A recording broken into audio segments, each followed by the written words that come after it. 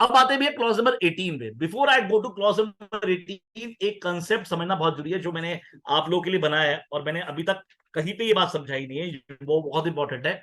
One is what, कैसे पता लगेगा ये कैपिटल एक्सपेंडिचर है और कैसे पता लगेगा ये रेवेन्यू एक्सपेंडिचर है। कैसे पता लगेगा ये बहुत बड़ा क्वेश्चन कई बार दिमाग में आता है, क्या ये कैपिटल एक्सपेंडिचर है, ये रेवेन्यू एक्सपेंडिचर है।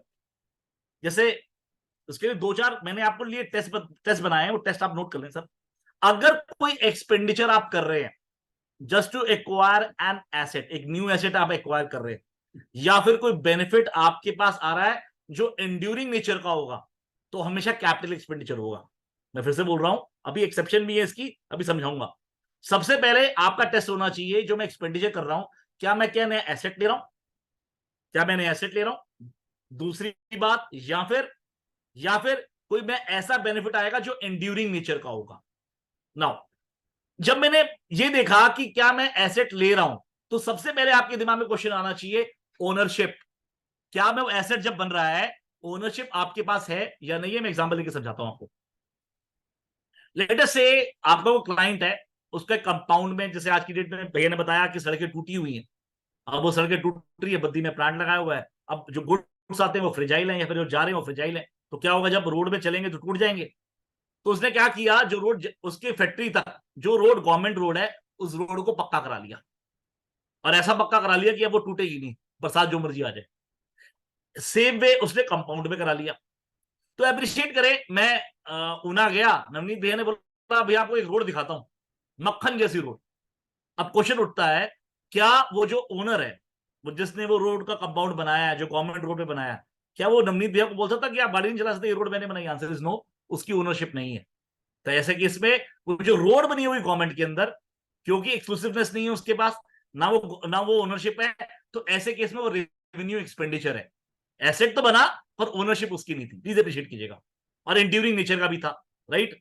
पर जो उसने अपने कंपाउंड में बनाई है रोड, अपने कंपाउंड में रोड बनाई है, क्योंकि नवनीत भैया उसके ऑडिटर है, नवनीत भैया मुझे अंदर ले गए। अब ऑफिस बात है, जब अंदर लेके गए बिना उसकी परमिशन नहीं लेके गए, और नवनीत भैया इस ऑडिटर इसलिए अंदर आए हैं, क्या ऐसा सोचता था नितिन कन्वर कभी वहां पे आए और अपनी गाड़ी ले जाए। Answer is no, that asset belongs to him. यहां पे वो कैपिटल एक्सपेंडिचर है, वहां पे डेप्रिसिएशन मिलेगा। मैं क्यों आपको सर, तो ये समझना बहुत जरूरी है। आपके पास एसेट बना, और अगर एसेट बना, ओनरशिप आपके पास है, एक्सक्लूसिवनेस आपके पास है या नहीं है। मैं क्लियर हूं आपको sir, that is very very important now.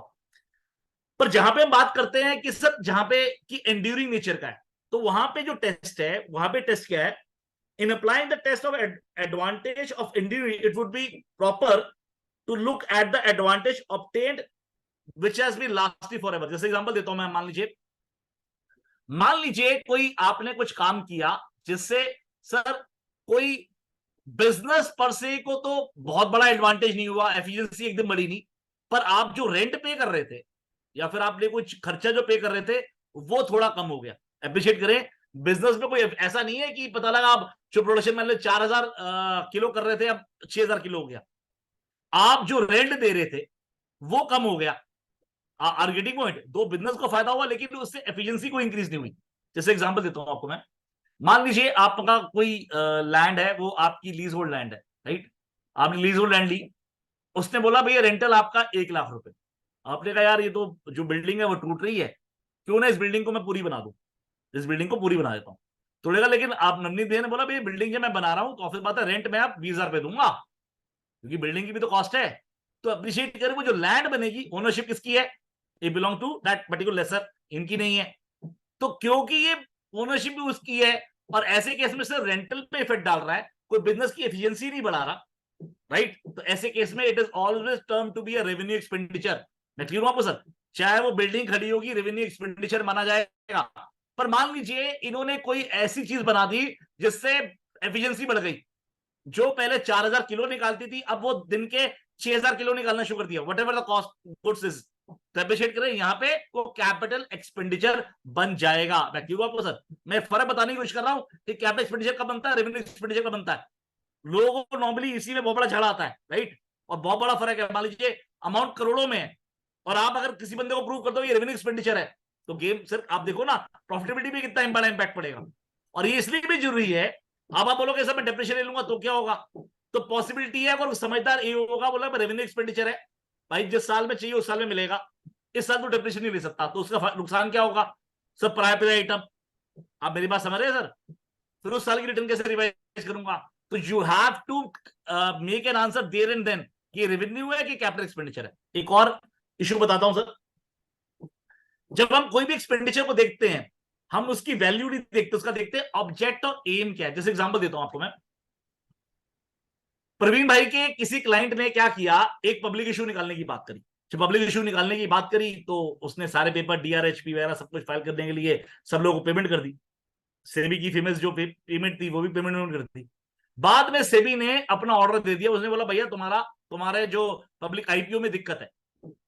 अब क्वेश्चन उठता है, ये जो एक्सपेंडिचर हो गया 30 35 40 50 लाख रुपए का अमाउंट बहुत बड़ा है, क्या ये कैपिटल एक्सपेंडिचर है या रेवेन्यू एक्सपेंडिचर है? तो प्लीज अप्रिशिएट कीजिएगा, टारगेट क्या है? आईपीओ लाने का टारगेट क्या है? आईपीओ लाने का टारगेट है आप अपना कैपिटल बेस बढ़ाना चाहते हो, तो it is on account of capital base.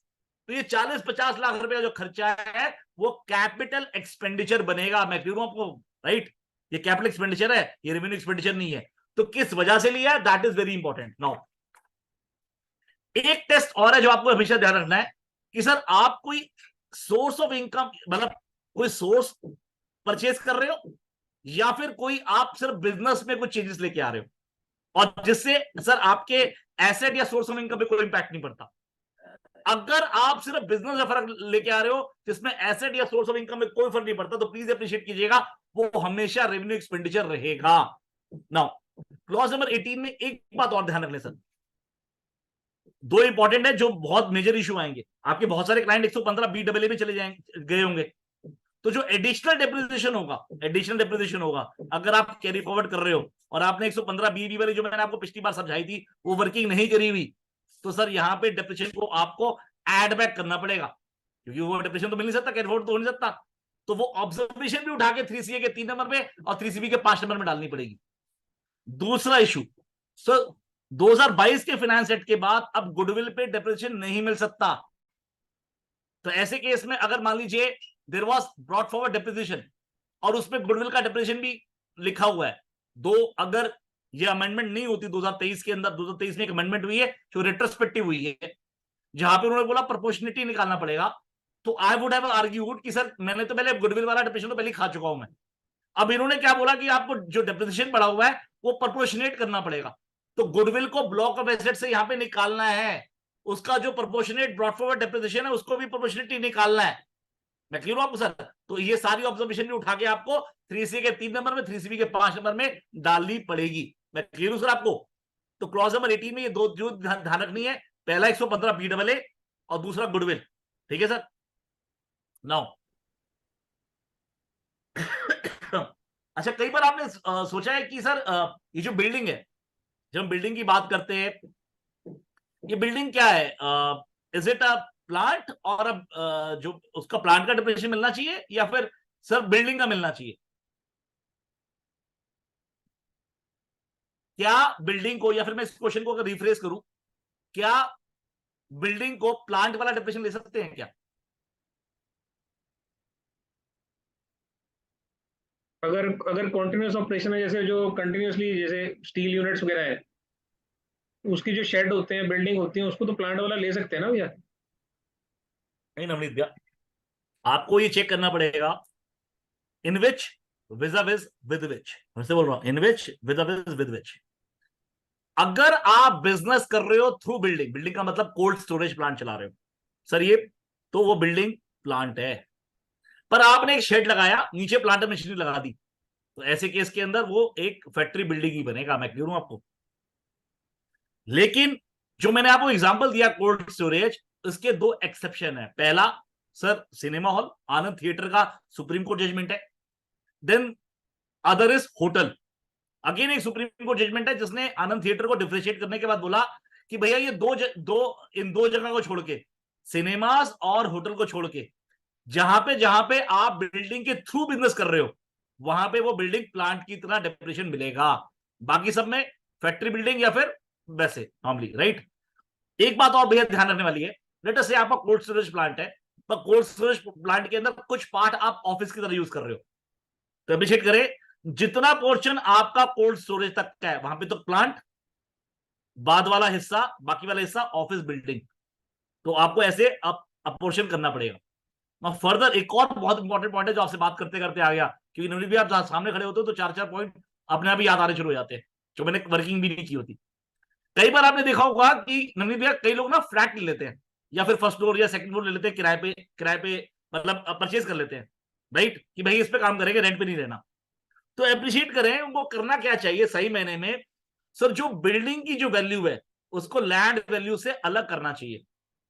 मैं फिर से बोल रहा हूं, बिल्डिंग की जो वैल्यू को, बिल्डिंग पोर्शन में जो वैल्यू है, जो आप दीवारें खड़ी हैं, जैसे आपने तो फर्स्ट फ्लोर ले लिया, सेकंड फ्लोर ले लिया मान लो, तो ऑफिस बात है, इसमें जो वैल्यू है उसमें लैंड का हिस्सा भी है, इंडिविजुअल राइट है, मान लो 3 फ्लोर है तो ठीक है जी, तो आपको लैंड का पोर्शन अलग करना चाहिए और बिल्डिंग का पोर्शन अलग करना चाहिए। तो बिल्डिंग का पोर्शन पे तो डेप्रेशन मिलेगा, लैंड का पोर्शन पे कोई डेप्रेशन मिलेगा। कई लोग क्या गलती करते हैं, या तो डेप्रेशन बिल्कुल नहीं लेते, या लेते तो पूरे अमाउंट पे ले लेते हैं, तो दोनों ही गलत है। तो क्या होगा जब कल को आप मान लो सेकंड फ्लोर या वो जो भी फ्लोर है अगर आप बेचोगे हाइपोथेटिकली, तो ऐसे केस में क्या होगा, बिल्डिंग वाले पोर्शन में तो शॉर्ट टर्म कैपिटल गेन आएगा, जबकि लैंड वाले में लॉन्ग टर्म आएगा। मैं क्लियर हूं आपको? तो प्लीज अप्रिशिएट करें, सर डेप्रेशन मिलना है पर सिर्फ बिल्डिंग वाले पोर्शन पे ही मिलना है, that is very very important. Clear भैया? नाउ सर क्लॉज नंबर 19 में कुछ नहीं है, 32 AD नॉर्मली ये सेक्शन यूज नहीं करते, इसलिए